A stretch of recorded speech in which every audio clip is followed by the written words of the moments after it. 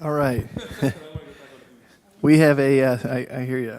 We have a special meeting of the City Council of the City of Cape May, New Jersey. We are here in the Cape May City Hall Auditorium. Today is Tuesday, August 20th. The time is now 1:02. Please join me for the Pledge of Allegiance.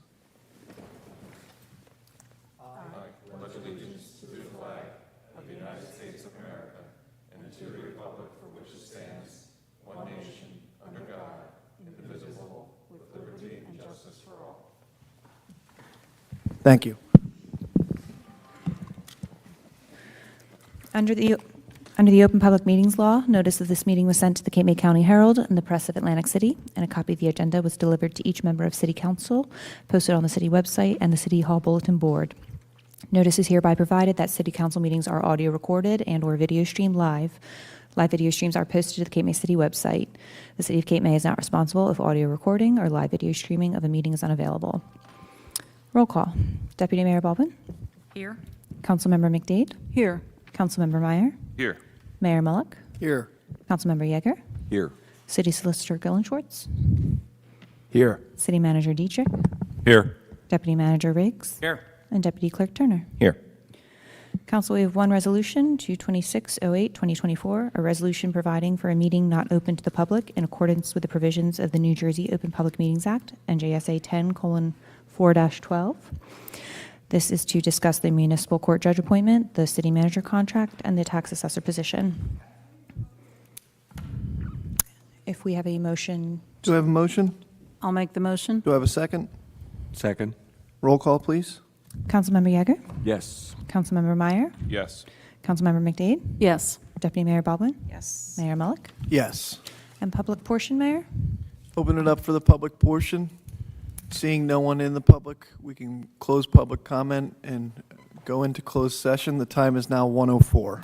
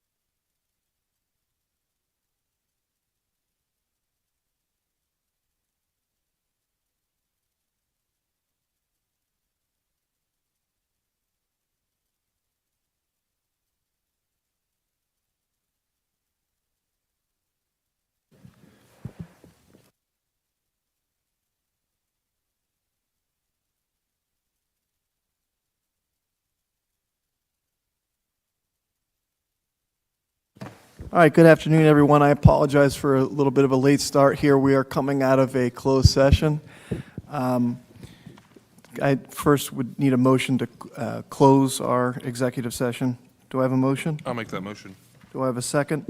I'll second. Okay. Okay, the time now is 3:13. Today we have a special meeting of the City Council of the City of Cape May. We are here in the Cape May City Hall Auditorium. Today is Tuesday, August 20th, 2024, at 3:13. Please join me for the Pledge of Allegiance.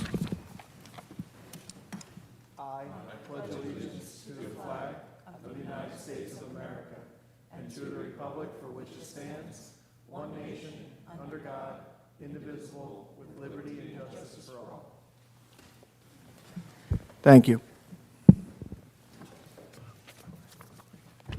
Under the Open Public Meetings Law, notice of this meeting was sent to the Cape May County Herald and the Press of Atlantic City, and a copy of the agenda was delivered to each member of City Council, posted on the city website and City Hall Bulletin Board.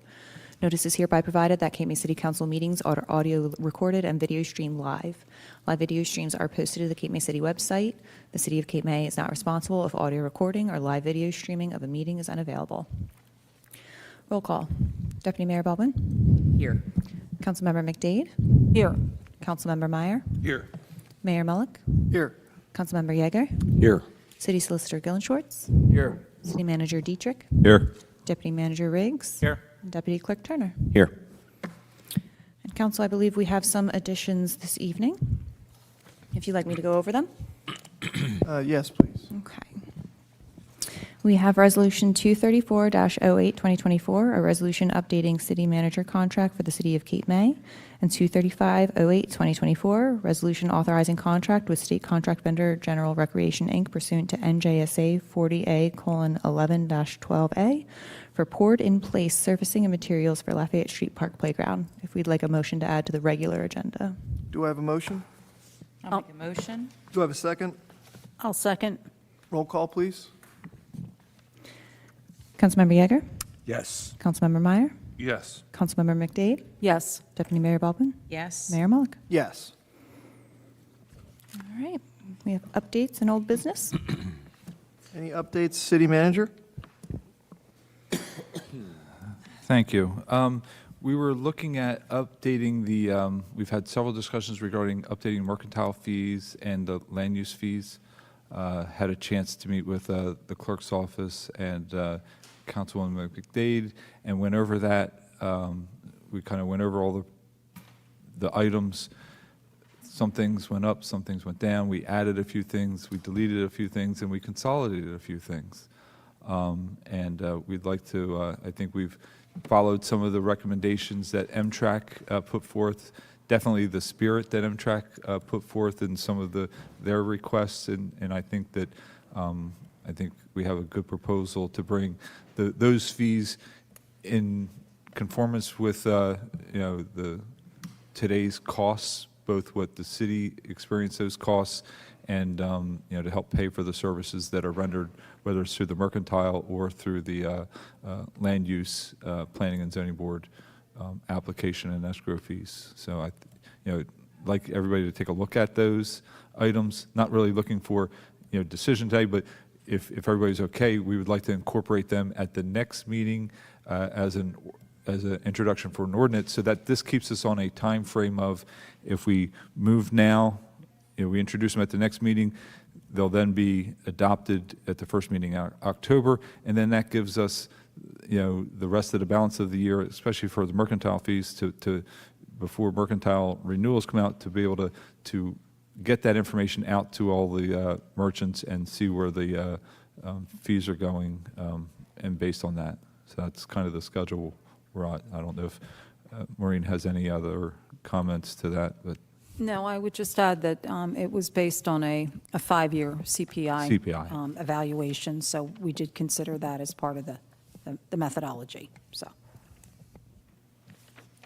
Well, thank you for that level of detail, and of course, thanks to MTRAC as well for their research on that. And we'll go ahead and, now that we have this final list out into council, we'll go ahead and send a copy over to MTRAC just so that they can see what we're going to be proposing in a proposed ordinance as we move forward. That's great. Moving on to some other things, we did kind of put some social media out last week. Public Works took delivery of a new sweeper.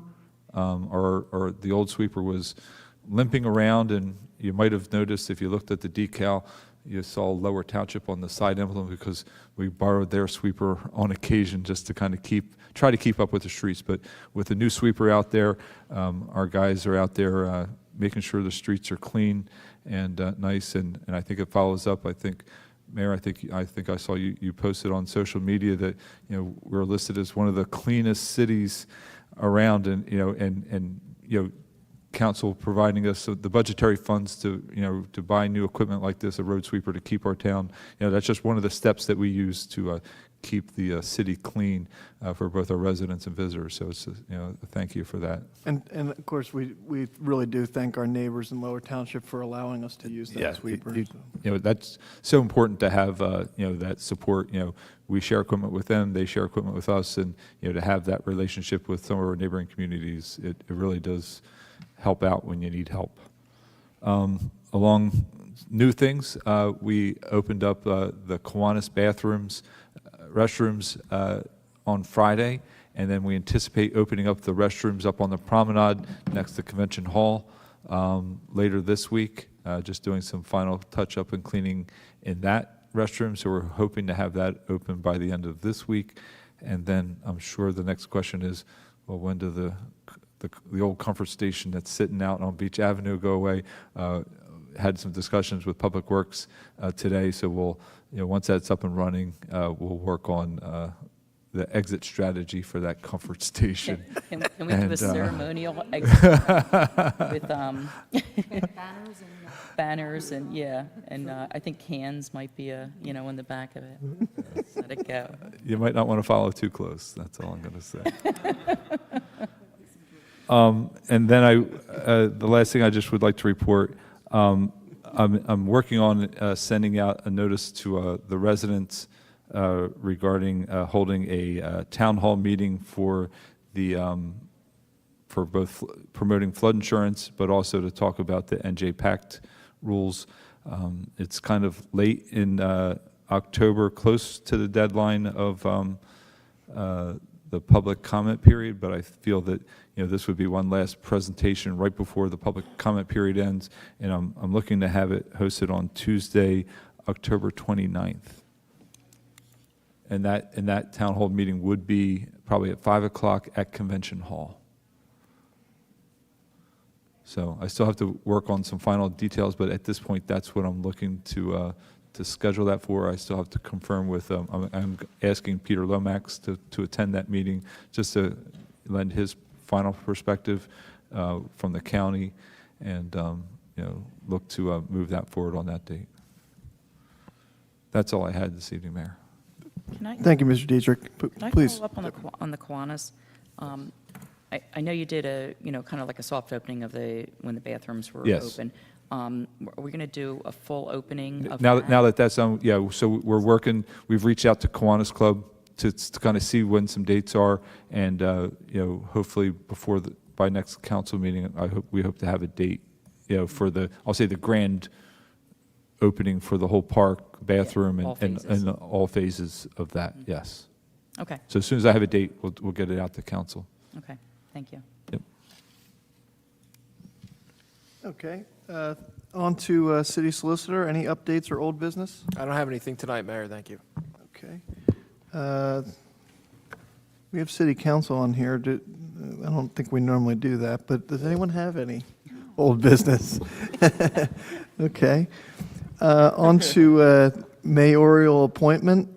It's a privilege and an honor to nominate, it is a mayoral appointment for the Class 2 Planning Board member, Justin Riggs, our Deputy City Manager, and just take the opportunity to, Justin, to just say you've done a great job, and I'm happy to hear of your willingness for the Planning Board, so I thank you.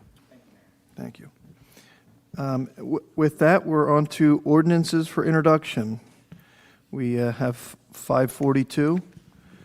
This is an ordinance establishing metered parking days at Cape May City Hall parking lot. I just want to thank both Maureen McDade and Lorraine Baldwin for tackling this issue. We had it up at the last council meeting and have some updates. Would either of you like to explain them? Yeah, I can. Deputy Mayor? So what we're looking at doing is opening the parking lot out here with, I think, better signage and, identifying things a little bit better, but opening it up on a Friday at 5 o'clock and then closing it again on Sunday at 10 o'clock at night.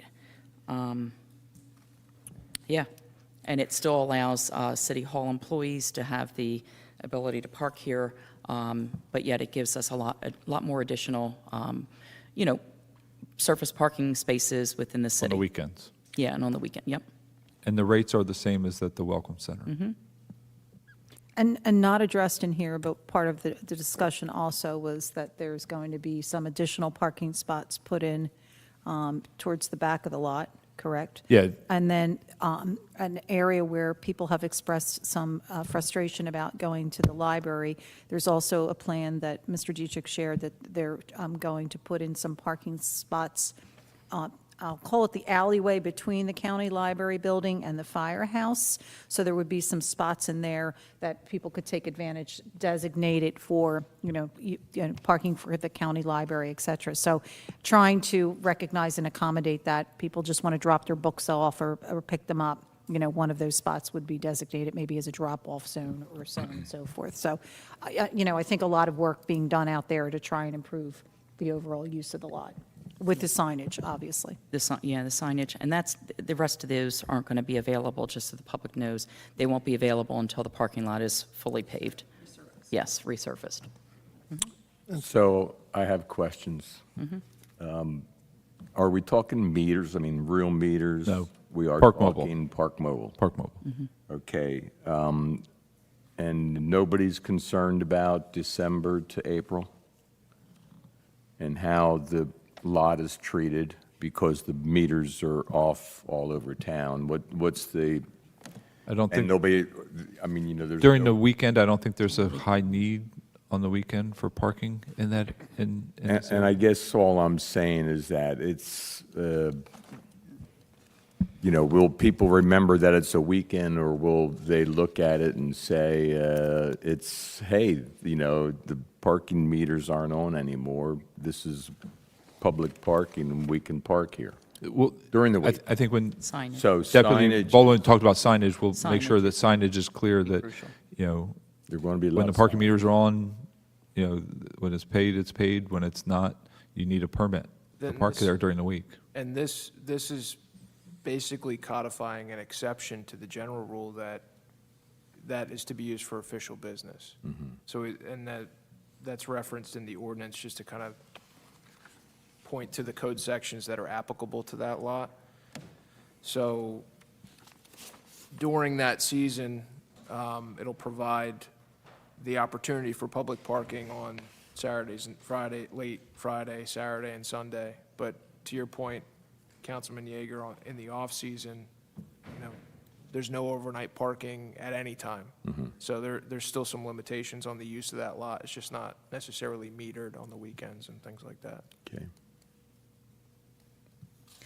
The only other thing I want to just add to all of this as far as the signage, just, coming in today, the signage for the other lot, which is only for the fire, fire personnel, maybe look at signage for that, because that's. We're going to little- replace after but- we do the paving, we're going to replace the Yeah. signage for the lot.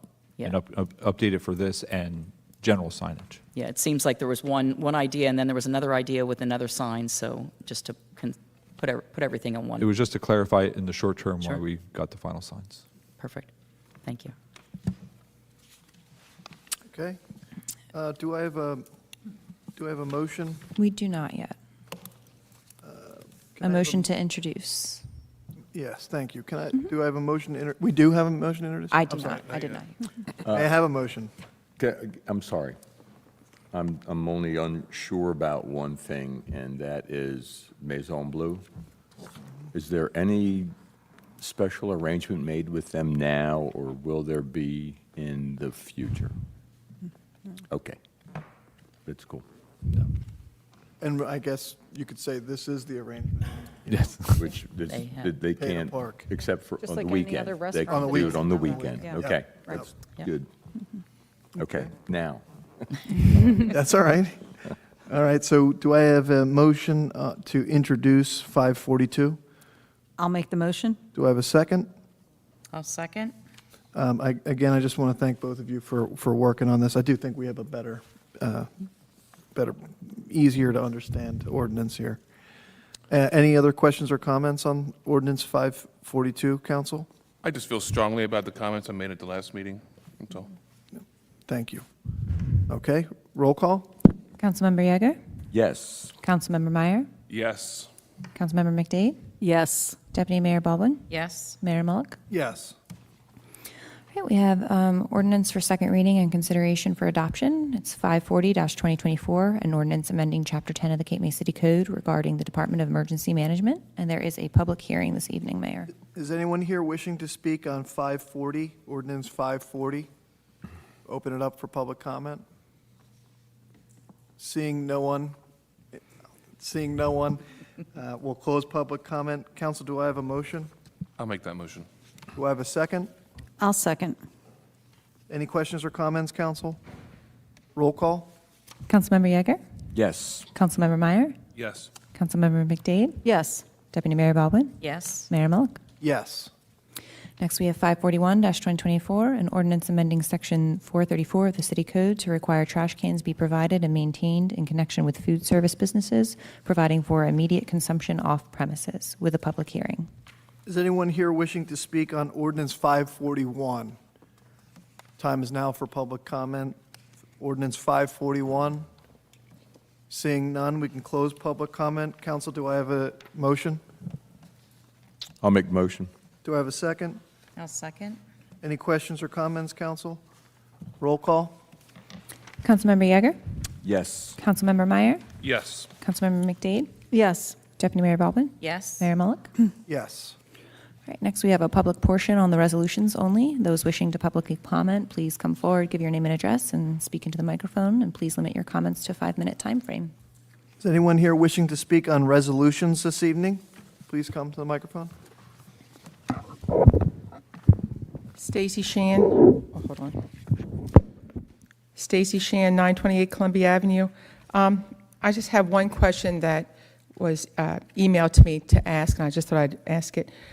For Resolution 227, the contract for the fire truck, the $2.1 million, did we get more than one bid for that?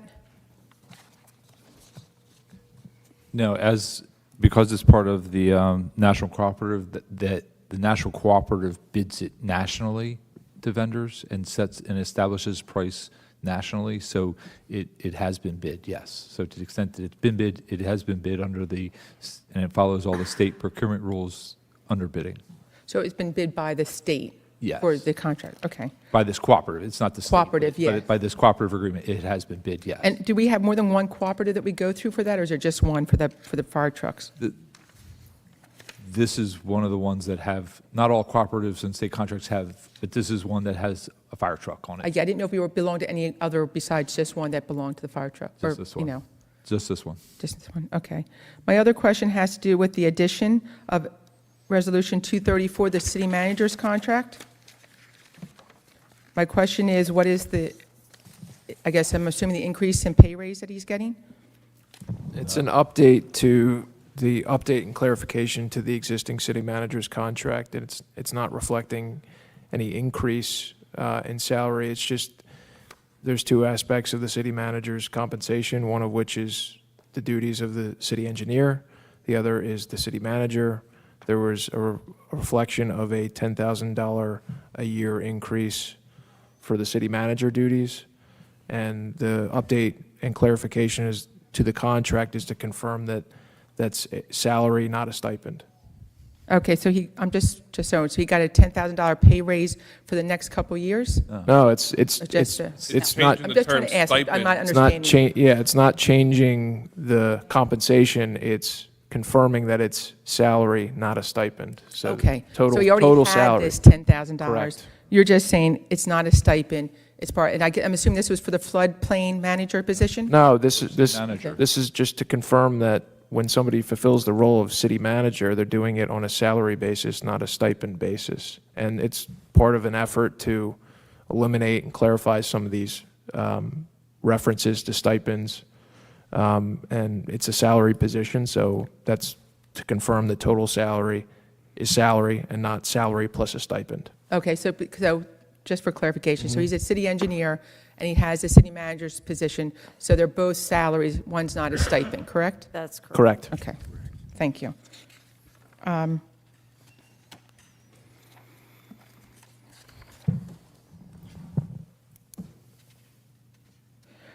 I just want to comment on Resolution 229, and that has all the change orders that have to do with Lafayette Street Sewer Main Project, and how the increase was over $800,000. I mean, the original bid, and then was just under $2 million at $1.97 million, and the final project is going to be around $2.8 million. I mean, that's almost $1 million increase. And I guess my question is, when this was bid, I know it was an emergency, but shouldn't we be maybe taking better looks at what the project's going to entail if you're going up almost, well, at 41% increase over the bid? Because when it comes down to it, it seems like the other people might have had a better bid, but have been higher, but it might have included more things. I wasn't here when this was done, but this was not a bid project. This was authorized as an emergency appropriation. So therefore, it was more of a negotiation. And at the outset, the ultimate scope of the project was not fully determined. And so things were added to as we got into the project and identifying, and actually this change order is actually reducing the final contract By $800. I understand, but not like it's- but the comment really was for the other change orders. But for this change order, just to be clear, is reducing it just to, and this is the final change order. But that's the nature of an emergency appropriation. At the start of the emergency, you don't know the size, scope, and level of detail, and so was it involved. We had to replace the brick island at Sydney and Lafayette. That was not contemplated when the project started. So we had to replace all those bricks. So Yeah, that's why the but the increase. bricks aren't what's making it almost $1 million more. But it's just those things that weren't anticipated and known, the number of service connections that had to be done. But- The abandonment okay, level. My point is that I think going forward, when we knew that Lafayette Street was going to be redone for years. Matter of fact, we were fighting about it for years to get it redone. We should have known that it's going to have to require sewer and water upgrades at some point in that, if it hadn't been done in years. And I think that maybe better planning in the future would be more optimal, so we're not paying over. And that's why you have a full-time engineer now. Well, I think we had a full-time No, engineer. you did not have a staff full-time engineer to be able to review and analyze and Oh, well, review projects. right, well, Paul, I don't want to then, get but into you that. do now. But This the- was uncovered. Yes. This was uncovered. This work was precipitated by a study that the city ordered on the sewer system to identify these types of issues, and this popped up. That's referenced in the original resolution, just so we have the complete history. That precipitated this. Also, we weren't required to, but the city did seek competitive quotations, even on an emergency basis, to try and get a competitive price at the start of this, and that's what precipitated that award. So we weren't required to. It was an emergency situation, but we did seek two competitive price quotations even before this was awarded. Just to jump on that, because the fact is, this is not the way that you want to do a project. I agree with you 100%. However, and you know this, Stacy, because you were deputy mayor when we were pushing really hard for an I&I study for years, and it didn't happen. In the last few years, we did do an I&I study, thankfully, and that I&I study, and what that is infiltration and it looks for leaks. What's the other I? Inflow. inflow and infiltration. Is that right? Yes. Yeah. 'Cause they The- come in But from it, different basically, places. we videoed the pipes, water pipes, sewer pipes, taking a look at all the condition underground. And what we realized, and as many people know, Lafayette Street had been planned for years. Why it wasn't looked at beforehand, there's not a good answer. I mean, it should have been looked at. This should have been planned. But we can't help that. It wasn't. So we did the INI study. That study immediately said, you have a problem on Lafayette Street, and you're about to repave that road in the next year. So as the solicitor just explained, we did competitive bidding. And within that bid, and this is in there, it has contracted pricing for anything that could occur. So it has in here your 8-inch PVC mains, and it gives you a linear foot cost for anything that would be done under the contract. And that's in the situation that we had, I think this was the best way we could have possibly handled it. We didn't know everything that was underground.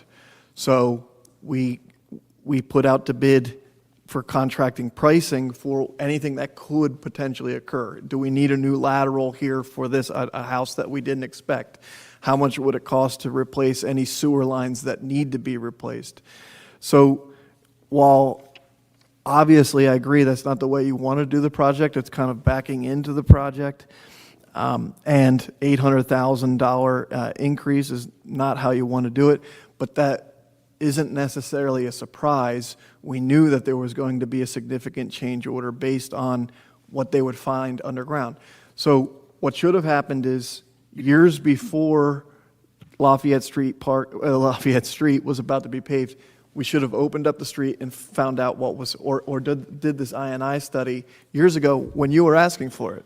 So, and it wasn't done. So my question is then moving forward, because Washington Street's now going to be done, are we going to be seeing emergency repairs No, to no. this street? And I can tell you no with some authority because we had the INI study done on Washington Street, and that study showed us that it wasn't in that bad of a shape. Now, when they put that heavy equipment on Washington Street, could a pipe break? Yes. So maybe there will be some change, but that is the same way with any other street in town that we've done. And let me just say, other than Lafayette Street, any of the city projects that we've had, this isn't the way we've done it.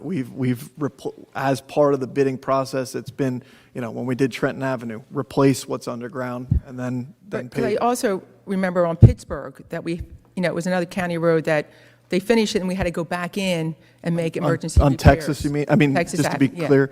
Yeah, well, exactly. I mean, and that was a true emergency. The pipe broke, and that's unfortunate. But Is that- I it mean, was not- caused by the machines of doing the project. And that wasn't just our pipe, that was the county pipe broke and the city pipe Right. broke. So, that was a true emergency where a pipe broke from the construction.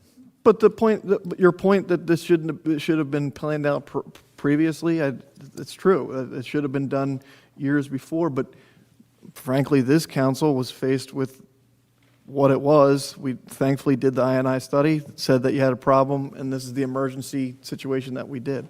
Now, what about the Beach Drive one that we're doing from Broadway to the Cove? Cove, So you would have noticed early in the spring, we did the trench. some utility work in there. So we've done the utility work. The water main had already been replaced. We did the sewer main, and now we're going to go in and do the paving. When we've done, we're in the process of redoing sections of Ohio Avenue. We're looking at the infrastructure. So we're looking at that more constructively based on that INI study to make sure when we pave a street, and that's why it's unfortunate, I get calls from residents all the time, hey, I've got a little bit of ponding on my street, the pavement is alligatored and stuff like that. Well, we're not looking at just the condition of the road, we're trying to look at infrastructure and condition so that we can make good decisions and not have to have emergency decisions. With talking about water and sewer, my next quick point or question has to do with payment from the Coast Guard base. I noticed on one of them that they're behind on one of their bills for, I think, water or sewer, and I just didn't understand what that was for. Where's that on the? What are you looking at?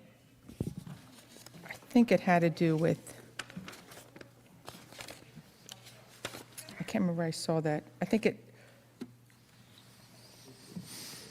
It's the first in the packet.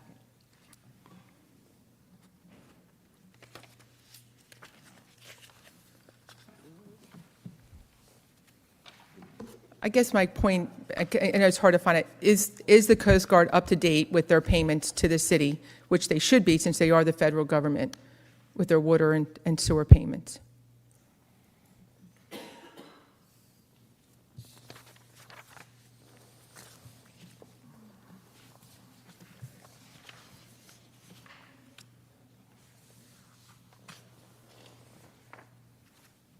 Is that something we can? I mean, I'd have to do some research, unless you Yeah, can tell so, me. so I'm look, trying I to think the find it. answer is what, we'll have to look into it and get Yeah, back to you. I mean, I only saw it because it was the packet. I mean, I didn't do any other research or anything. I'm sure they just- will pay, but we will get you that answer. So, I was going to say, No, if it that's looks- June, they could have paid. I mean, it looks, when I look at, it's on page 45 in the packet, it appears that the balance is zero.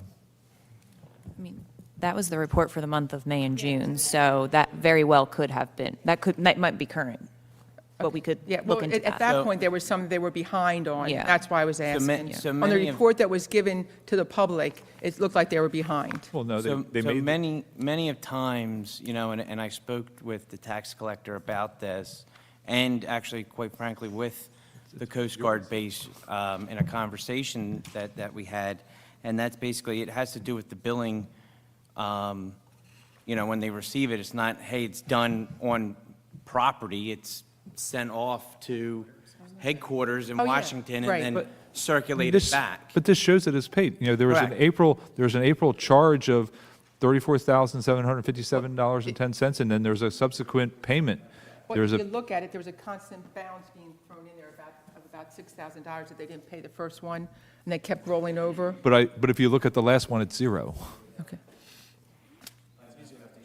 I mean. Yeah, I was just it's- asking. I just had seen it. I was just asking. That's typical in municipal and governmental procurement. I mean, there's always a lag between, when a bill gets sent in and when the check gets processed. It's no different for our city bills. By the time, a payment comes in this month, by the time it gets procured, sends in a PO, the PO circulates, gets signed, and just within city government, Kevin has to sign it, I has to sign it, department has to sign it. I can just imagine the procurement within the U.S. Coast Guard of what they have to do to sign off on pay. But we are billing them on a regular basis. But it appears that their bills are current based on what Okay. the Thank collector you. posted. Thank you. Any other questions or comments on resolutions today? Jules Rouse, 1010 New York Avenue. Just to follow up on that Lafayette Street, it's kind of a broad question. Mr. Dietrich, do we as a practice have as-built plans for all the new streets that we're creating?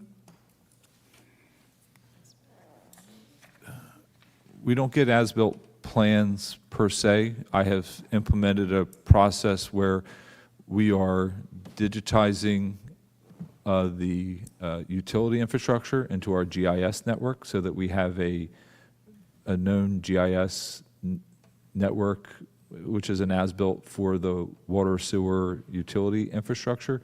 But we're not going out and doing an as-built plan making sure that the grade was the grade based on the I was engineer's really- plan. The engineer's plan was built to the. I'm more interested to the- in knowing that we've got some good record keeping as to where things are. I've implemented a process where we're definitely keeping track of the utility infrastructure so that we can go back in and look on, like this past year, we rebuilt Congress Street, we rebuilt Trenton Avenue. It's documented in our utility infrastructure, so 10 years from now, we know that we replaced them in 2024. Are we doing that with the laterals, with new homes and reconstruction as well? I'm not sure if the laterals are, but I know the mains are. I just think it's, we've seen the changes in a town that's several hundred years old, and you find a lot of unusual things. So the better record keeping, obviously, the better we are. Thank you. Thank you, Mr. Rouse. Anyone else on resolutions this evening, this afternoon? Seeing none, we can close public comment on resolutions. Council, does anyone wish to remove anything from the consent agenda? If I could have 233 pulled? And then just a question, is 234 and 235, they're separate, they're not part of the consent agenda? We'll do those separately on the Okay. regular agenda, Thank you. yes. I'm not going to pull 227. I just have a question on it, if you don't mind. Anything else, council? Okay. Do I have a motion? So moved. Do I have a second? I'll second. Before we go to roll call, and I apologize, Paul, for not asking on 227 prior, but I forgot to ask you about this. This is for the fire apparatus. This is a Pierce, 100-foot. Is this a ladder truck? Yes. It is the ladder truck, yes. Okay. So the fire apparatus that we had approved previously this year was the tanker truck, I believe, and No, that's on it- order? No, what was authorized in the capital bond was a ladder truck. Oh, is that what this is? That's what this is. Now, my recollection was that was a Ferrera, the brand of, I think based on the budgetary amount that we appropriated, this is the truck he could find, that he found that met within the budgetary constraints and also met his needs. I mean, I completely respect that and would happily pass this. I just, if anyone said to me that we had budget restraints that didn't allow us for another truck No, that he- we wanted or something, I'd like No, to hear he that. was able to, I mean, because this was his budget request. Right. So it's not like, it's not like he asked for $5 million and council or city manager put his budget down. He asked for the 2.1 million and, obviously. I think we have a Pierce now, but anyway, I don't even know that for sure, but. He's, he's already been talking to the vendor. Okay. He anticipates that we might have a truck by March. Oh, great. Speaking with the fire chief yesterday, he said that it's a really, the iron's hot and it's time to strike because otherwise it Fine. might take years for this opportunity. I- He said for the ambulance in the future, it's going to take about 2 years to order. I meant to reach out to the chief and Paul on this one, and I just totally Yeah. forgot. I mean, if you, online, I think it's still online, my capital budget presentation, I had Right. a photo of the ladder truck. Okay. And you might have seen it through town because they tested it around Yeah. the same type of truck they're looking for and made sure that it fit down the streets and Yeah. things like that. I mean, So that's you the might have seen critical, it. I mean, that's obviously the critical thing for here is, the maneuverability of the truck Turning radius. is almost as important as, some of the other specifications on the truck because you got to be able to get the truck to where the fire is in Okay. most of our streets. Perfect. Thank you very much. We have a motion and a second. Any questions or comments, council? Roll call? And just to clarify, this is to adopt the consent agenda, council, Consent agenda, yep. minus 233. Councilmember Yeager, Yes. Councilmember Meyer, Yes. Councilmember McDade, Yes. Deputy Mayor Baldwin, Yes. Mayor Mullick. Yes. And we have 23308, 2024, resolution for the payment of bills. Do I have a motion? I'll make that motion. Do I have a second? I'll second. Questions or comments, council? None? I'm just Oh. going to abstain. Okay. I'm in there for a refund, Oh, okay. for a concert, that's all. Any other questions or comments? Roll call, please. Councilmember Yeager, Yes. Councilmember Meyer, Yes. Councilmember McDade, Yes. Deputy Mayor Baldwin, Abstain. Mayor Mullick. Yes. Now for the regular agenda, we have 23408, 2024, resolution updating city manager contract for the city of Cape May. Do I have a motion? I'll make that motion. Do I have a second? I'll second. Any questions or comments, council? Okay, roll call? Councilmember Yeager, Yes. Councilmember Meyer, Yes. Councilmember McDade, Yes. Deputy Mayor Baldwin, Yes. Mayor Mullick. Yes. Thank you. And Thank you, Paul. 23508, 2024, resolution authorizing contract with state contract vendor General Recreation, Inc. pursuant to NJSA 40A:11-12A for poured-in-place surfacing and materials for Lafayette Street Park Playground. Do I have a motion? I'll make that motion. Do I have a second? I'll second. I know we had a couple comments on this and wanted to implement some amendments. Deputy Mayor mentioned making sure that this had 50% payment from the city and 50% payment from the Board of Education. Can I ask the solicitor how that should be formulated into this? I think we've been in constant communication with the Board of Education on a shared services for this. We don't have it tonight, but the intent here is, I think, that there'll be sharing of costs for this project at the playground. So what I would suggest is, in order for timing purposes, to, put this project in queue, and with the goal of having a shared services agreement formalized very soon, we can add language to this saying the within authorization. This would be a new paragraph 3 at the end. The within authorization is conditioned upon the execution of an interlocal shared services agreement with the Cape May City Elementary School District for the shared cost of resurfacing referenced herein. And Should you specify 50/50? You can, but the shared services agreement is going to provide the detail that's not in here right now.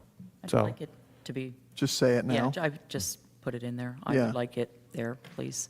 And we have shared this quote proposal with the school administration, so they're aware of how we're moving forward based on our previous discussions about the shared service agreement. So we can just, instead of saying shared cost, we can say for half the cost. Okay. Fine. Yeah, comfortable with that. Thank you. Should that be done in a motion? Do you want to make that motion? I'll make a motion. I have a motion to amend. Do I have a second? I'll second that motion. Do you want to, could you state that for the record one more time, Mr. Solicitor? Would you write it? Yeah, I just closed the document, but I'll pull it up. It's, again, the within authorization is conditioned upon the execution of an interlocal shared services agreement with the Cape May City Elementary School District for half the cost of the resurfacing referenced herein. Okay, we have a motion and a second. I'd like to make a comment. Please. This is something that we need to do for various reasons, not to get into it, but the reality is the Cape May taxpayers are paying for it, Either way. either way. Roll call? Councilmember Yeager, Yes. Councilmember Meyer, Yes. Councilmember McDade, Yes. Deputy Mayor Baldwin, Yes. Mayor Mullick. Yes. And we have a motion to adopt as amended. Do I have a motion to adopt as amended? I'll make that motion. Do I have a second? I'll second. Roll call? Councilmember Yeager, Yes. Councilmember Meyer, Yes. Councilmember McDade, Yes. Deputy Mayor Baldwin, Yes. Mayor Mullick. Yes. All right. And moving on to new business. New business, city solicitor, I don't have anything tonight, Mayor, thank you. city manager? Just two things. First, I just wanted to make an announcement that we have 3 capital projects going out to bid. They should be advertised, I think, next week, the 28th. One is for the repaving or reconstruction of Beach Avenue from Broadway to Cove. The second would be the streetscape project from Washington to Lafayette, and the other would be the City Hall parking lot and Claghorn Place to clean up that drainage issue for Ms. Leo and the rest of the residents on Claghorn and That's great. Cape Heart Lane. City manager, you said between, were you saying Franklin Street? I'm sorry. Oh, I meant Franklin, yes, I'm sorry. I'm sorry. Franklin from? Franklin to Washington, I'm sorry, to Lafayette. Okay. So that they're going out to bid in anticipation to have them out, possibly to start construction in the fall. I also anticipate having, I know we put in the capital budget for a sidewalk project. I'm going out for a smaller project this fall to do this as the test project for the larger project, just to see about how the pricing is going to come out for sidewalks. It's going to incorporate some of our 50/50 projects, but also looking at some of our street corridors that need some upgrades that maybe haven't been identified through the Shade Tree with the 50/50 program.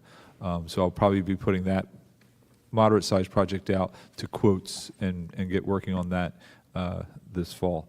And then, in discussions with Justin, the deputy manager, we had some just going around with a lot of the different issues we have, and we're going to be developing within some of our department heads and departments a quality of life group that we're going to start meeting monthly to discuss general things that have just come up, in other words, from the public or here at council meetings, and just so that we can pinpoint and address which departments really need to address some of the quality of life issues that we're having. And so I just wanted the council to know and residents to know that we're kind of spearheading, going to have departmental level meetings to kind of focus on quality of life moving forward. And I'll report to council on a routine basis on progress and what we're focusing on in any given time. Kudos on that, Mr. Dietrich. I think that's a great idea. Fully supportive of it. Living in the Village Green area, I know how important we've talked about that some of these issues are. So applaud you and Justin for putting that together. And you've both been very helpful on some of the things I've talked about with you, as well as Mr. Gillen Schwartz. Can I just go back to your Franklin Street? Could you please just make sure to notify the one resident on that street when you plan on doing that work? Yeah, I'll definitely. Thank you. I have spoken to that resident regarding the work. I actually showed some of the advanced plans, but when I had the pre-construction meeting, I may invite her just to partake, so to speak. Paul, I have one question on that one as well.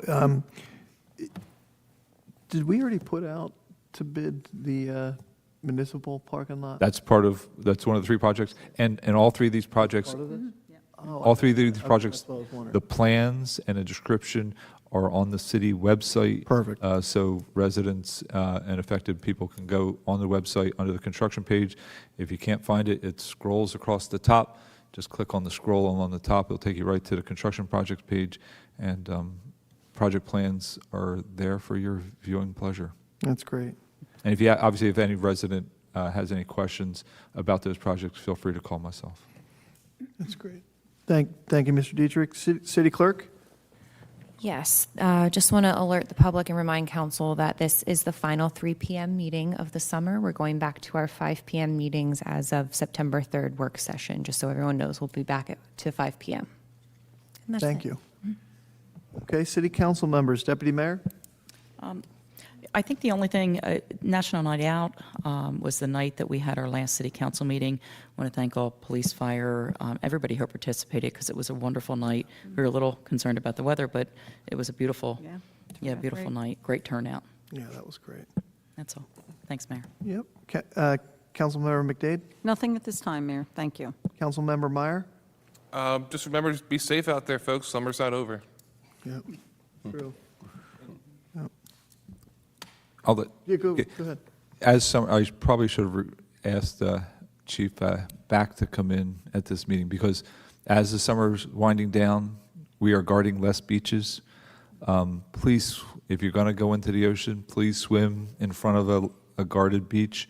If you're unsure of a guarded beach, check in. We try to post things on social media, on our website, of when a guarded beach is on. And because your guarded beach might be there on Saturday, when you come in on Monday, it might not be guarded, but it might be guarded on Thursday. So it's really staff dependent, but the safety is most paramount, and just swim in front of a guarded beach, because this is when this is when you start to see the reports up and down the Jersey Shore of people think they know where they can swim and what they can do, and that they're stronger than Mother Nature. And we're not stronger than Mother Nature out there in that water. So please be safe. You're so right, City Manager. Every year you see those reports of someone drowning, and almost always it's on an unguarded beach. So definitely swim in front of a lifeguard. Councilmember Yeager? Nothing tonight, thank you, Mayor. Okay, I just wanted to quickly say thank you to the TPA. We had a very productive and good meeting that I attended about a week ago. And also the Cottagers Association, we had a very nice meeting there, but gave a lot of updates on what we've been doing as a council. And I think they asked me to share their thank you to all of city council. So that was nice to hear. I did get a complaint from a resident that I promised I would say on their behalf about Wawa, some of the trash in the back there. So I'd just ask if, city manager, if you could follow up on that.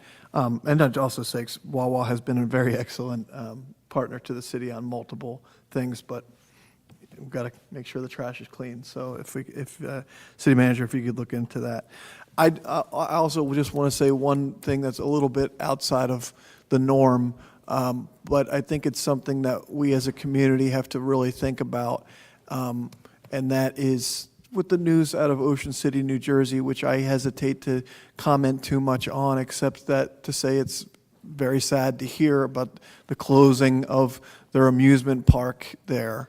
And I say that only selfishly from the perspective of a Cape May resident and what that means to us as a community. They call Ocean City, America's playground. I think it's is that family? America's greatest family resort. Okay, greatest family resort. I was way off. I was way off from an Ocean City resident. But, one of the things that was said about it was what is the highest and best use of the property. And I think we all understand that what exists there today is not, by its definition, the highest and best use of that property. But I think that's when you look at the lot as an individual lot. But I think if you zoom out and look at what makes up the fabric of your community, maybe what exists there today is the highest and best used. Again, those are technical planning and zoning board issues. But I'm saying that because selfishly, you look around the town of our community and you see small areas that might be a miniature golf course charging $12 a round, and you divide that $12 into what that lot may actually be worth in the millions of dollars, and you got to wonder why some of those people are sitting there listening to a tourist tell them, I can't believe you're charging me $12 an hour a round. So I say that with no answer and no thing other than to say what happened in this situation was a letter that went out to the community that says it's closing.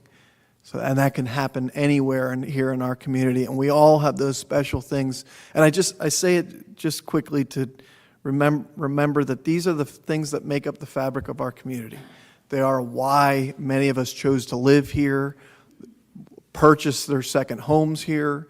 They've added value to all of our homes and even our second homes. But if these small, wonderful things that make up our community become condos and hotels, we're not left with what initially attracted many of us to be here and live in the community. So again, I'm not offering a solution, and everybody knows how complicated any solution would be, but I think it's something we as a community really need to think about, and it's certainly not just any member of city council up here or mayor, it's the whole community.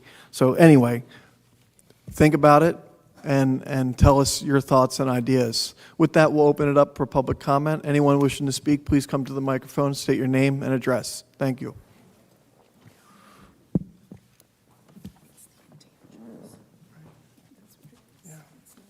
Jules Rouse, 1010 New York Avenue. I have a handout that I'd like first to distribute.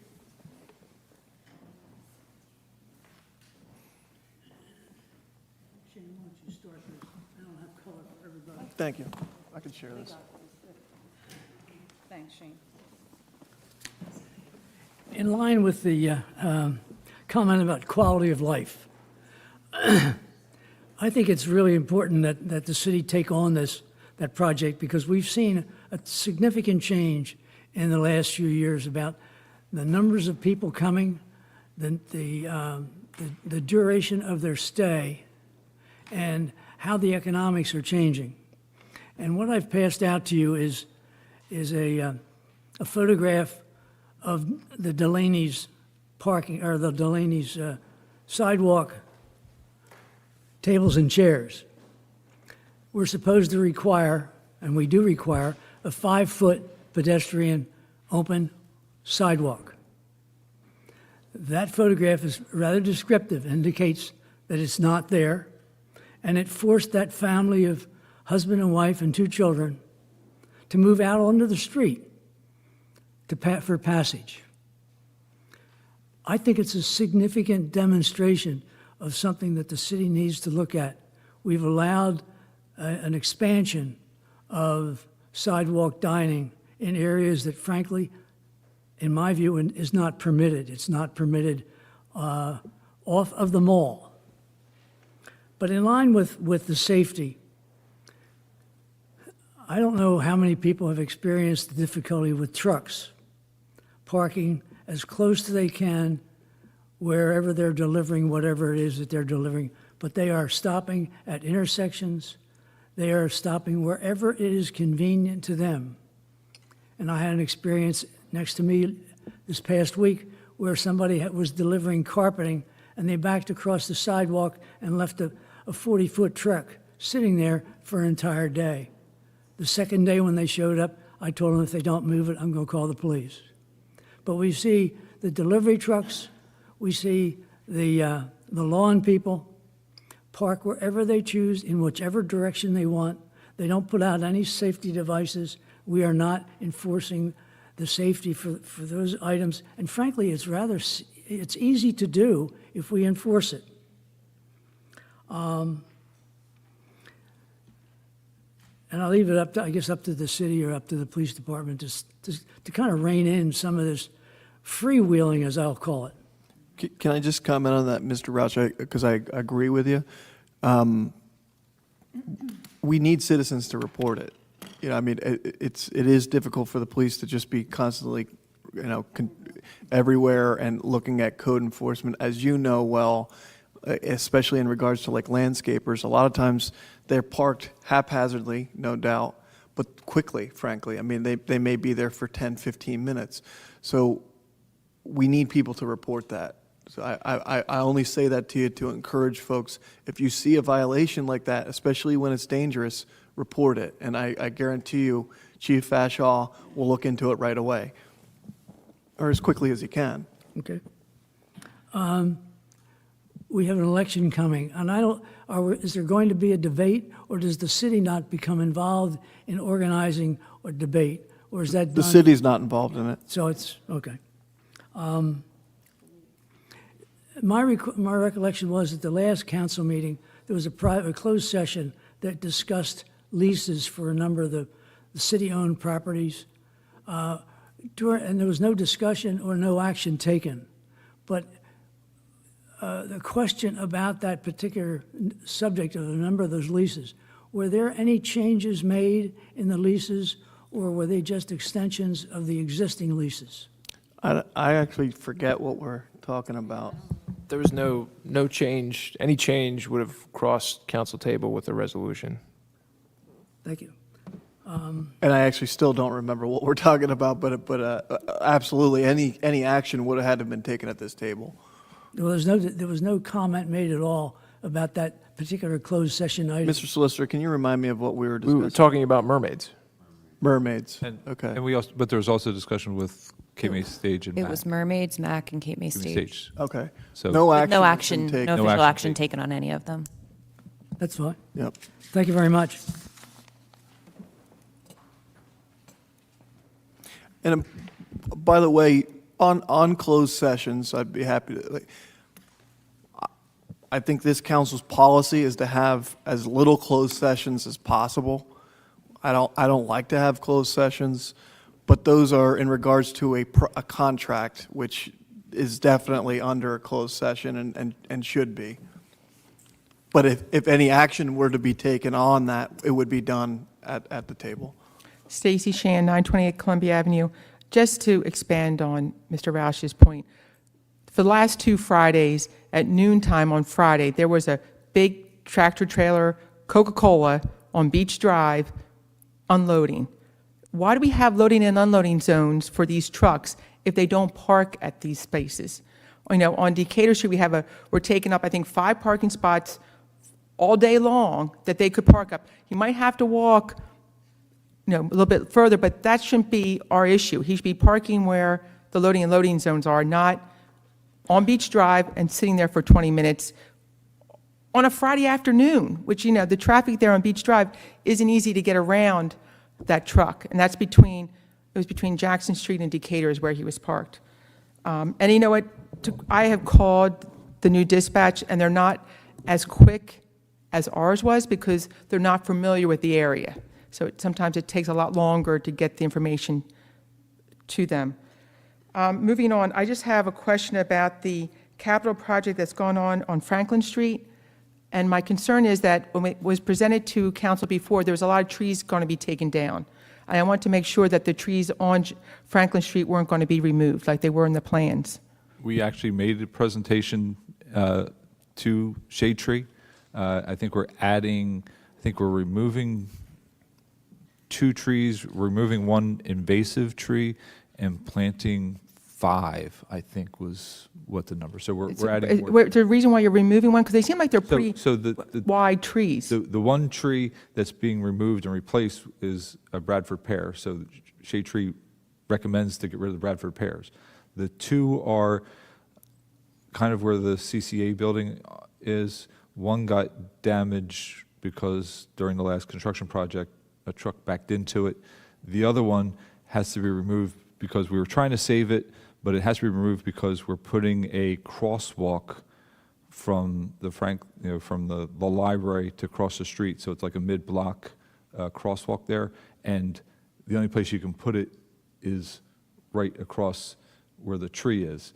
You can't move it to the firehouse side of that drive aisle because you don't want the crosswalk in the middle of the garage. So unfortunately, we were trying to save the tree, but the only place to put the mid-block crosswalk for the library was where the tree was. But we're adding a total of 5 trees. So the crosswalk's going to be where the entrance of that road is, right? Because it gets a little dangerous when all of a sudden you put a crosswalk in the middle of nowhere and you expect people to understand it when they make that turn there. But it's at where, maybe not a dedicated street, but definitely a driveway into the back, the side of the firehouse, which appears to be a street and is an appropriate location for a mid-block. Okay, so right there by that street or whatever that Yes. driveway. Yes, where the Okay. alley. where Right, the- because, without doing traffic studies, if you move these walkways up and people are turning that corner there, they're not going to see the people in the crosswalks because they don't have time to view it when they're making the And turns. these are designed by professional engineers that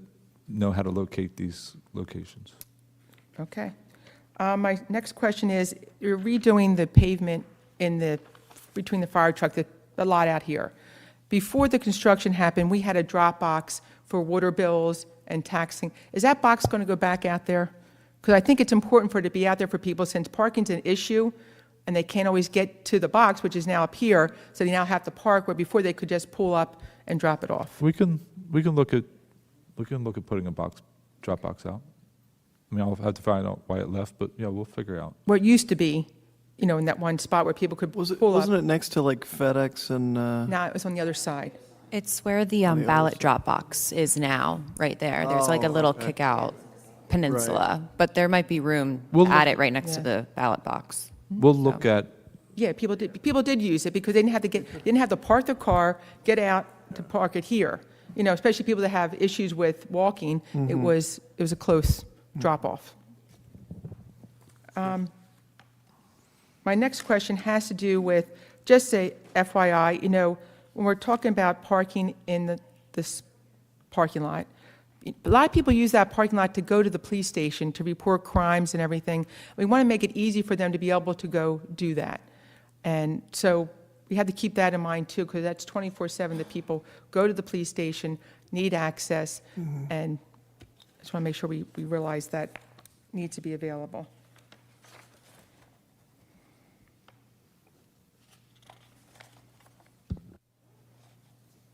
I think that was it. Thank you. Thank you.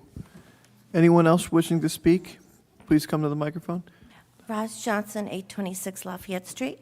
My question has to do with the town hall meeting that Mr. Dietrich mentioned on the 20th. Is his town hall meeting, 28th, 28th, excuse me? 29th, was it 29th, I'm sorry. Tuesday, the 29th. Tentatively, just to be clear, I want to, Okay. yeah. At this town hall meeting, is it just going to be your agenda that you're going to be speaking of? Or will Yes. this be a town hall meeting? It's a town hall meeting to discuss flood insurance promotion and the New Jersey Pact rules. Okay. So are you planning another town hall meeting that you said that you would think about as, that was very similar to last year's town hall meeting where you talked about the past projects that you have been, that you worked on and the future projects that you're working on? Can this be incorporated since you're using the, I think the discussion for those rules will probably bring its own discussion, and, I mean, I don't want to speak for council, but I wanted to do this one to talk about flood and stuff, so I think that if council wants to hold another separate meeting to talk about projects and stuff like that, we can maybe find a different I meeting. mean, I or- think a quick or- update on the bigger item ones. I mean, I know that we're anticipating having a presentation in September, most likely, on the desal plant, having a consultant to come in and talk about the desal plant. I don't know what, I don't really know what other projects we want to update on, but well, I'm talking about what you did last year, Mayor, which Sure. was wonderful. I think a handful of projects, especially if it's a well-attended event, would make sense to go over. So I have no problem adding that to the agenda. Okay. I mean, the only hesitation, and I mean this, is I want to make sure Paul has his Right. allotted time for a really important topic. But I agree with you. Why not? If you're going to have that many people come, Right. give a quick update on what's most important, Right. and project-wise. Yeah, so I'm fine with that. And could it be advertised as such? Sure. In other words, not only, We would want to put the agenda out as soon as possible, so just so people would be interested. okay. Yeah. Great. And I was very interested in the comment you made about Ocean City and how we have to be careful about Cape May, because it is those little places that gave us the memories and continue to give us the memories, and we certainly don't want to lose that. So, thank you. Thank you. I agree. Anyone else? I see ya.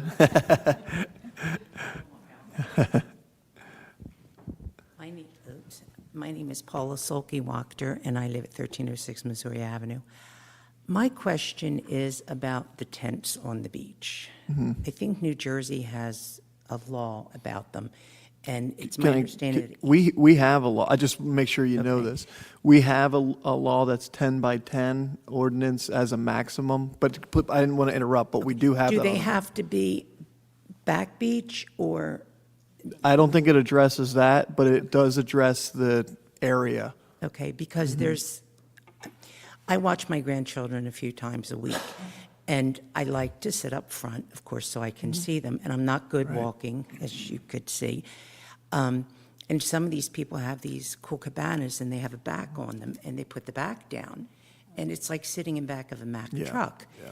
You can't see anything, so I just, if there's a problem, do I go to the lifeguard and say, could you talk to these people?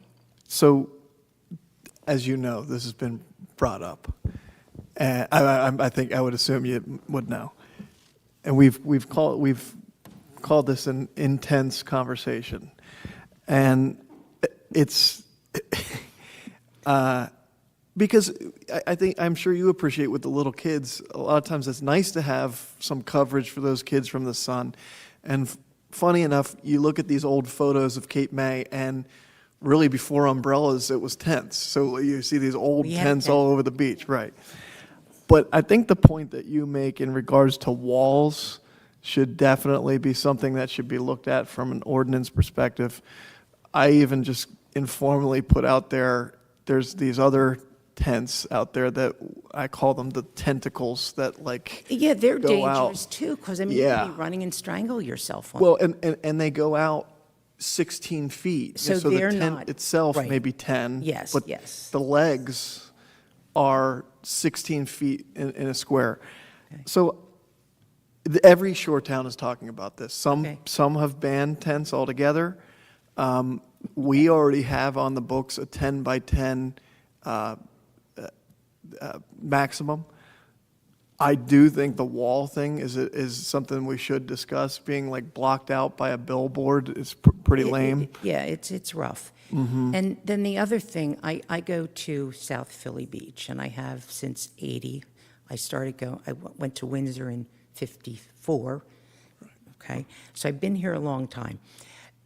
When the Grand Hotel brings their little blue chairs out and their umbrellas and sets them up before people get there, is there an issue? I mean, is there Yeah. a rule with that? So there, Need to have people there before they set up? I'm answering this pretty quickly because obviously we've heard it, okay? I actually thought our city manager came up with a really good solution that will be implemented by next year. Unfortunately, ordinances take a long Oh, it's while. okay. It's late. But I really like the idea that he came up with, I believe, which was to simply publish the layout of allotted umbrellas and chairs Okay. in a public location. Because again, going back to enforcement of this, we don't have police officers walking up and down the beach, No, I and understand. we really shouldn't. I mean, for anything like that. But we need the public to report to us when there's a violation. If the public doesn't know how many chairs these hotels are allotted, which they're taking advantage of, we know this, Yeah, they are. okay?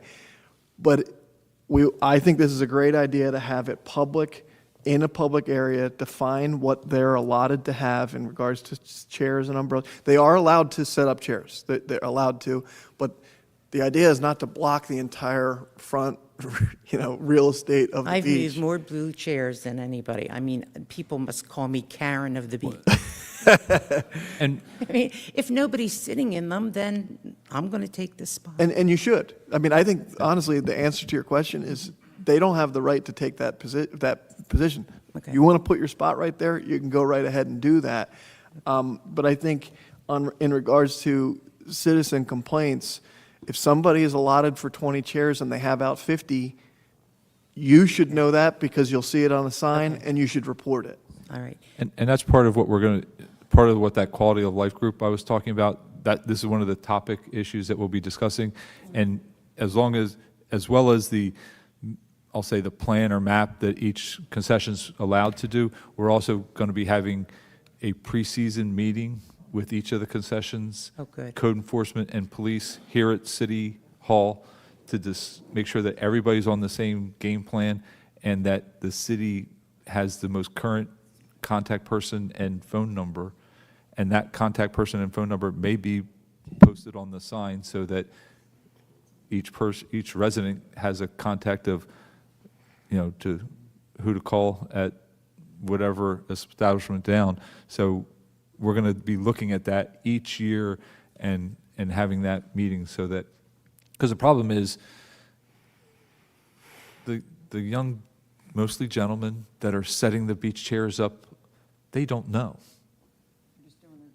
They're, I just out here, I'm just setting up chairs, and I was told to do this, and so, it's, so that's what we're, when we have code enforcement out here, that's what they're hearing, and then they have to go walk across the street and go try to track down somebody.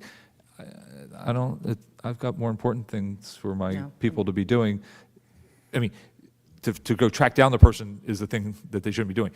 Making sure that they're following the rules, that is what they should be doing, and that's what I want them to do.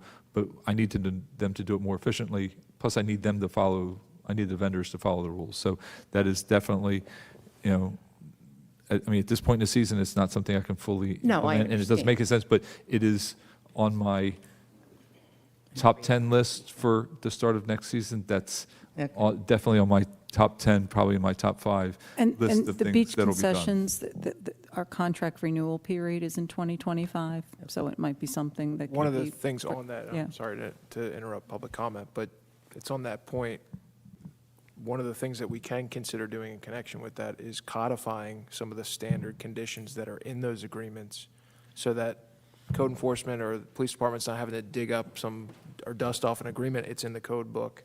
Things like speed limit, for vehicles and location of certain things, that is just not going to change. Right. And that would be the time to do it in conjunction with rolling out the beach concession contracts, because they would be made aware that these changes. Yeah, because Steger does it when someone comes, they take the umbrella, they take the chair, and that's, Yeah. that's Yeah. okay. The other thing, I spend a lot of time at the beach. People changing clothes in the bathroom. Can you make a bigger sign there for these people? And maybe in French too, because they don't get it.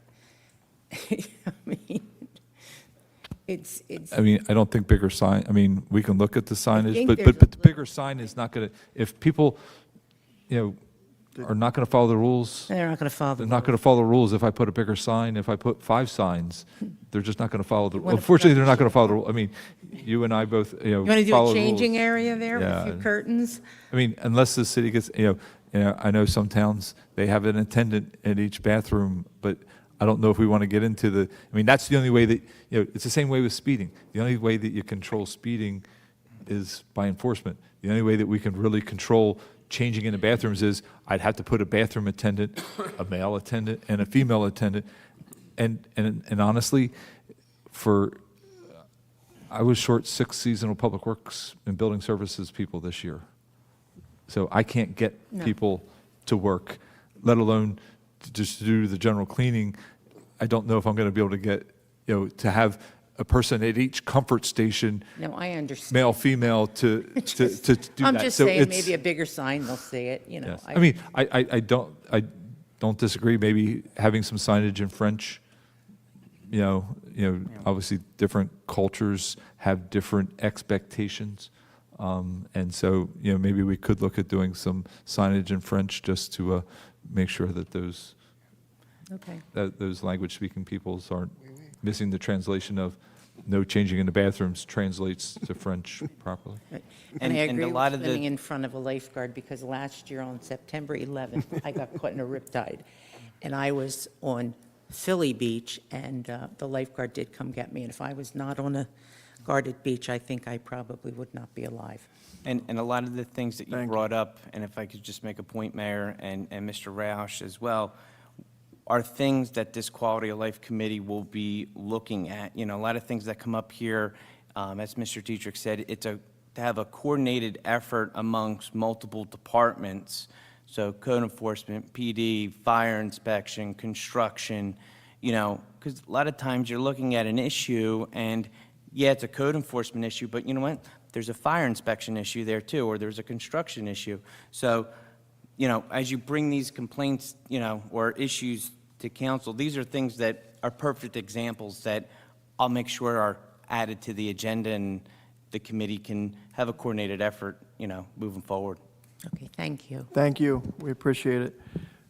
And I think one thing that could be said today is that anyone, because these tents are expensive, anyone looking at those tents that are over the 10 by 10 square area, you might want to reconsider purchasing, because we will be looking at it strongly this off-season. Sorry, Mr. Becerra. You're fine, go ahead. It's your meeting. Chris Becerra, 228 Windsor Avenue. So actually, what I'm going to talk about, there's a lot of things have been discussed at this table today that would refer to that. So it's generally kind of understood that if you don't want to get into a fight or an argument in a bar, you don't discuss religion or politics. In Cape May, there's a couple other issues you don't bring up. I'm going to bring up one of them, unfortunately, and that's a parking garage. It is an election year, as everybody knows, so 2 of those seats up there may be filled by new people or the same people. And we discussed capital projects, a lot of capital improvement projects today. Some of them, the firehouse, a desal plant, Lafayette Street Park, the police station upcoming, seawall. They're all capital projects the city needs. The city's done a good job financially in trying to make sure those projects are done, but they all have in common the fact that none of those projects pay for themselves. They don't contribute to the payment of it. They don't pay for themselves. They might cut corners, or they might cut costs in more efficient buildings. They might cut costs in better designs, longer lifespans. But when it comes to a parking garage, that's a capital improvement project that would actually help contribute to the cost of paying for itself. And I know it's been discussed over and over again, and it gets into arguments, and people want a town hall over it. They want a referendum on it. It goes round and round. And if you look at the planning master plan, it's been in there for at least 45 years. Parking is a problem in the city of Cape May. If you ask anybody on the street, they will all tell you parking is a problem. If you ask them about a parking garage, that's where you start getting into difference of opinion. And this summer, if nothing else, especially around the downtown area of the mall, if the traffic congestion and the number of people looking for parking spots has not made it perfectly clear that we need a solution in town, I don't know what will. And just to give out some numbers real quick, so this year, in the 2023 budget, we brought in almost $2.4 million in parking meter revenue. We budgeted $2 million for this year. Obviously, you go under a little bit just to make sure, but I'm sure that number as of June, I believe at the taxpayers meeting there, you recorded we were up above our projected numbers on the parking meters. And something like 8%, which Yeah. last year was big. Deputy Mayor, you brought up, the municipal lot. We're looking for every little spot we can to get parking spots. You're talking about maybe 15, 20 spots out here for 3 days, Friday, Saturday, and Sunday. But we do have a parking lot that people have been using. We've opened up the Lafayette Street Park grass area, and I think they are using the St. John Street side, but I've been around and watching, and if there's more than 10 cars in there. Yeah, I agree. So to say, we have a parking problem in certain locations in town, we have to change the attitude of some of our visitors and residents that maybe you have to, you can find free parking. You might have to walk a little bit to get there, but there are opportunities. And obviously when Lafayette Street Park gets done, that's going to be a paved parking lot. At this point, I don't know if the city anticipates putting meters in that spot, but that'll be potentially a free parking spot. I know the school parking lot, does not get, obviously they can't park in it now because the contractor's been replacing the roof, but, I don't, we do have parking issues in certain sections of town. That's because everybody wants to park right next to where they want to go. And so I think we have to work on changing the attitudes of the drivers coming in to say, hey, you can find a quick parking spot if you just park right here, and you could probably walk there faster. That's what, when I go to to the big stores, and you can drive around to try to find the first parking spot in the ShopRite parking lot. But if you just, you're going to spend an extra 10 minutes, whereas if you just park out a little bit further, you can get there and you pass the car that's still circling and waiting to get to the first parking spot up there. So it's all in the attitude of the driver as much as anything. I agree, and I also want to thank you, Mr. Dietrich, for pointing or proving my point of why you don't bring this up at a bar and start having disagreements and arguments with people, because you jumped right in on that one. So I'm not going to be here to argue either side of it. I just want to bring up some points, however, in looking forward, whether it's decided on or not, and Mr. Dietrich also brought up a good point. It's all about location. As a real estate agent, I can have a beautiful house on Lafayette Street that's $3,000 less for the week. People want to be on the beachfront, they'll pay $3,000 more. They won't do it. So to your point, they don't want to park on Lafayette Street in a grass lot. They pay $20 to park in the center of town, which brings up the location. And we've discussed that Collier's parking lot seems to be one of the last spaces that makes sense between that. There's arguments on Bank Street lot. I'm not here to say where it should be, where it shouldn't be. I'm just bringing up things that have been discussed before. But generally speaking, looking up just some quick numbers, a 150,000 square foot parking garage on average costs between $8 to $10 million, roughly, depending on where you are in number of spots. That parking garage can hold between 375 to 500 spots, again, depending on design and where it is, just to give you some idea. And Mr. Haney can correct me, the CFO can correct me, but I did speak to him about the bonding on the firehouse before. To cover a bond on a $8 to $10 million project, you're looking somewhere between $350,000 to $550,000 per year to cover a bond, depending on the interest rate, the term of the bond, things of that nature. So you compare a $350,000 to $550,000 payment per year on a bond in a city that brings in $2.4 million in parking meter revenue. Now, I don't know how much revenue 375 to 500 spots would bring, but obviously it means the city wouldn't be on the hook for the entire 350 to 550 every year, because you would easily be able to earmark that money for a parking garage. Just food for thought. That's it. It's just one of those things that it is. I know council has other projects, but it's been discussed before. It's in the master plan. Any visitor, any tourist, any local will tell you parking is an issue. I do agree with Mr. Dietrich. There are other ways to do it. You know, there are people that want to put a parking lot down at the base of the bridge and have everybody take a jitney in or a trolley in, and if people would do that, I would be all for it. But at the end of the day, you know, so most people, especially the type of people that we have visiting, the affluent people we have visiting, don't care what they pay. They want the amenity, and it does go into a quality of life issue also. You know, when you get down around the mall area, there's a quality of life with people trying to cross streets in gridlock traffic. You know, people backing out, people pushing strollers into streets with cars going all over the place, and the less congestion in that area would be better for a quality of life for the people trying to walk around. So, Well, just to respond to you, I mean, to think that another 550 cars would be circling around Lafayette Street and around the mall kind of gives me pause. I don't disagree with anything that you've said. I think that we all recognize there's been ideas floated around just briefly closing down the entire streets around the mall and making it completely pedestrian, certainly during the season, ballards that could be put up, very similar to how you see in European cities, you know, that those streets are up open at certain times, but then other times that they're not.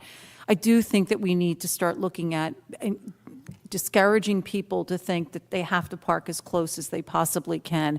You know, some people say, well, charge them more. That's, as you've said, that's not going to change the behavior.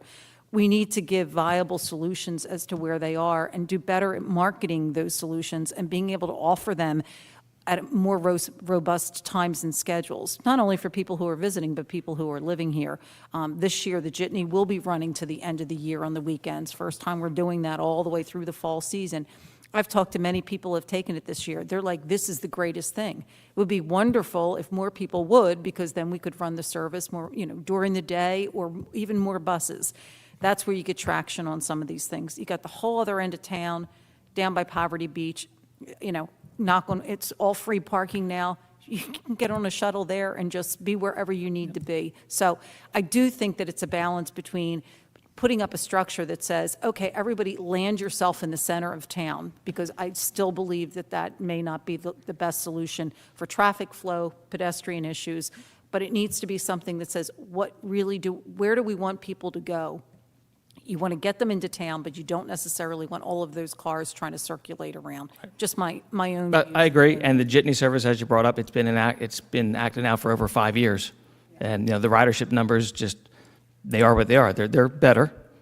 They're better, but they're you know, fractionally better. And, you know, if they could be. If we could spend a ton of money on advertising, that would fix it. And again, I don't want to get in a debate over. I'm bringing up the issue. It's not an issue that's going to be fixed tomorrow. It's not an issue that's going to be fixed next year. But there's going to be 2 seats up there that will be there for 4 years that can look at long-term planning and quality of life in town. That's all. Thank you. Oh. Yeah, just one comment too is that is 375 enough? If you give the capacity of 375.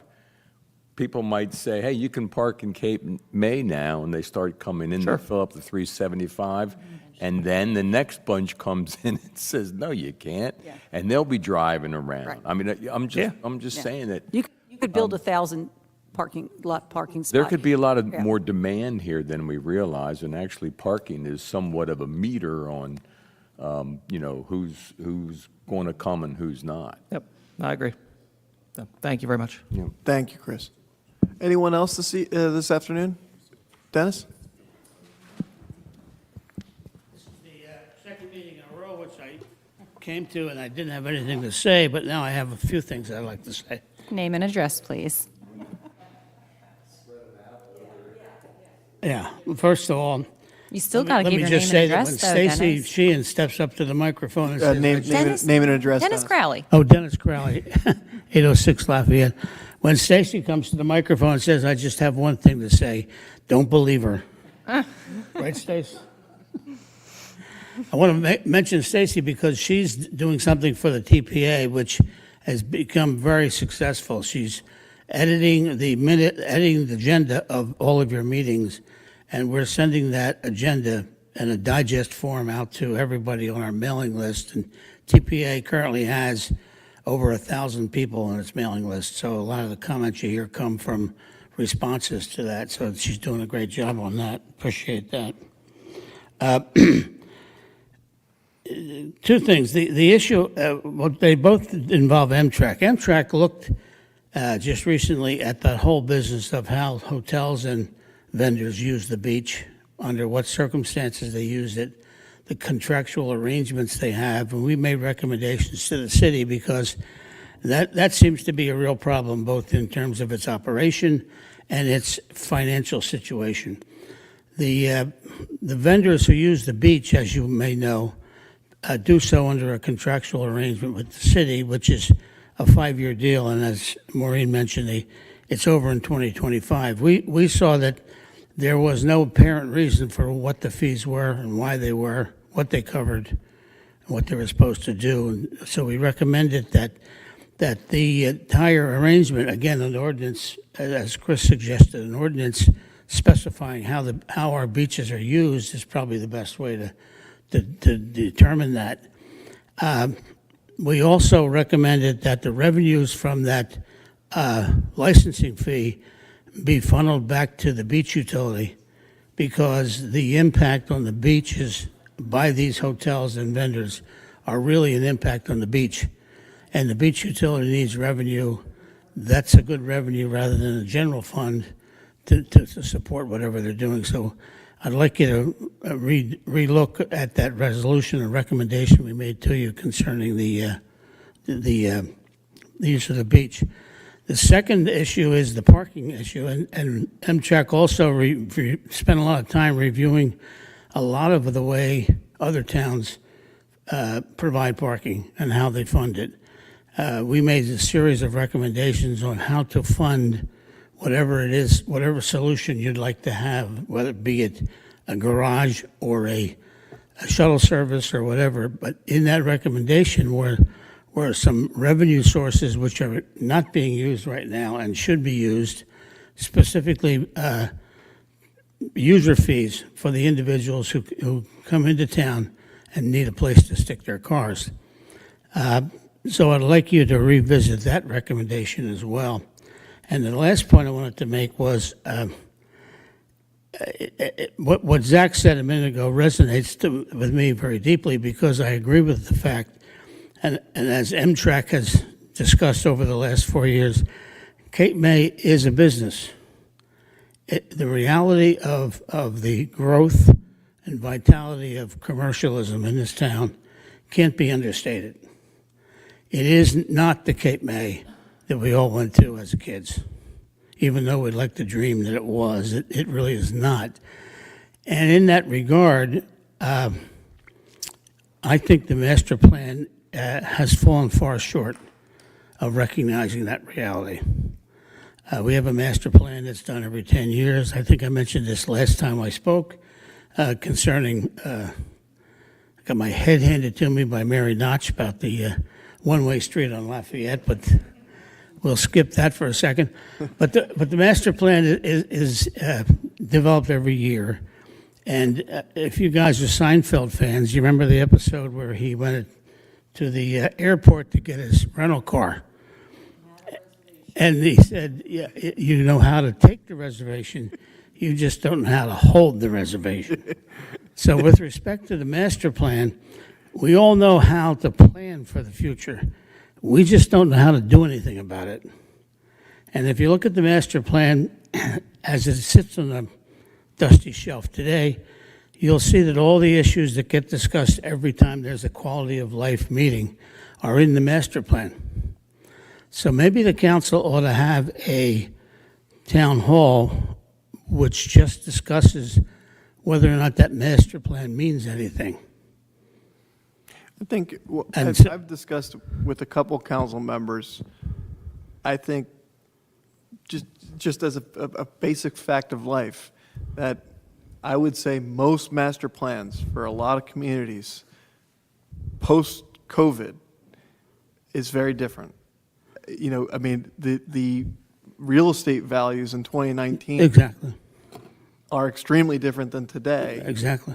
And so, That master plan, our current master plan was written in 2019. right. Now, if we wait until 2029 to do another one, we're behind the 8 ball to the issue you raised, which is what is Cape May, and how do we preserve what we want it to be, and how do we help it become what we want it to be? I think COVID fast forwarded us a few years. I mean, there's no doubt about that. And I think when you say that some of the master plan is maybe even antiquated or whatever, that may be true because of the amount of change that we've all seen the last couple of years in every town. I mean that, not just Cape May, but, Yeah. So what are we going to do about that? Let's not take that reservation Sure. unless we're going to actually hold it now. How do we do that? We can. I think the law, Chris, am I right or wrong? The law provides a community to the ability to redo the master plan in a shorter period of time. So anything that's happened, and you're talking about monumental changes, COVID, for example, but you're also talking about just the amusement park. The same fellow who now owns that amusement park is going to put the hotel there in Ocean City that he had planned to put in Cape May. So we're so we're facing the reality that Cape May is moving because every man and woman has the right to do what they want with their property. The community's interest, the community's image, the community's environment is not getting in the mix when it comes to blatant commercialism. And I think that is your point. It is, yeah.